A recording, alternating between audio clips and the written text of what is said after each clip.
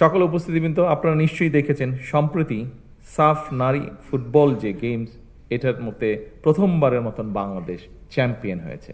সেই চ্যাম্পিয়নদেরকে আবারও আজকের এই অনুষ্ঠানের পক্ষ থেকে আমি আন্তরিকভাবে শুভেচ্ছা এবং অভিনন্দন জানাচ্ছি।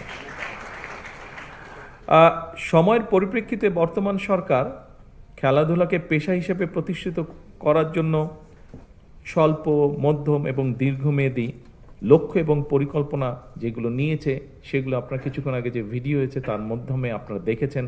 আমাদের বিভিন্ন বক্তা যে বক্তব্য রেখেছেন তার মাধ্যমে আপনারা জানতে পেরেছেন। পর্যায়ক্রমিকভাবে এগুলো আমরা ইনশাল্লাহ বাস্তবায়ন করব।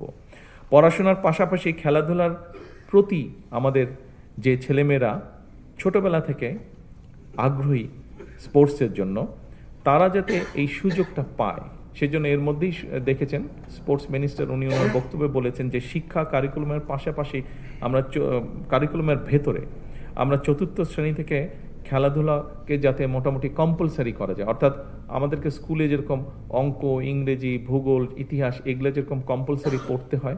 গ্লিটারের টুইন লেমন ও অ্যান্টিব্যাকটেরিয়াল ফর্মুলা বাসনকে চকচকে জীবাণুমুক্ত করে আমাদের দেয় গ্লিটার গ্যারান্টি। আমরা চাচ্ছি যে বাচ্চাটা যে খেলাটাই পছন্দ করুক, কিন্তু সেই খেলাটা তাকে খেলতে হবে, সেটাতে তাকে এক্সপার্ট হতে হবে, সেটাতে তাকে নিজেকে গড়ে তুলতে হবে। অর্থাৎ ইতিহাস, ভূগোল, বিজ্ঞান এই সাবজেক্টগুলোর পাশাপাশি আমরা খেলাটাকে কম্পালসারি করবো, সেটার মধ্যে মার্ক থাকবে, সেটার মধ্যে পাস ফেল থাকবে, যাতে সে সেটা সিরিয়াসলি নেয়। শুধু আচ্ছা বিকালে একটু খেলতে গেলাম বা অফ টাইমে একটু খেলতে গেলাম, নট দ্যাট, সিরিয়াসলি হতে হবে। অর্থাৎ আমরা আসলেই চাচ্ছি আমাদের ছেলেমেয়েরা যাতে সত্যিকারভাবে নিজেকে একজন যে যেটাই খেলবে সেটাতে যাতে সে তাকে নিজেকে এক্সপার্ট হিসেবে গড়ে তুলতে পারে।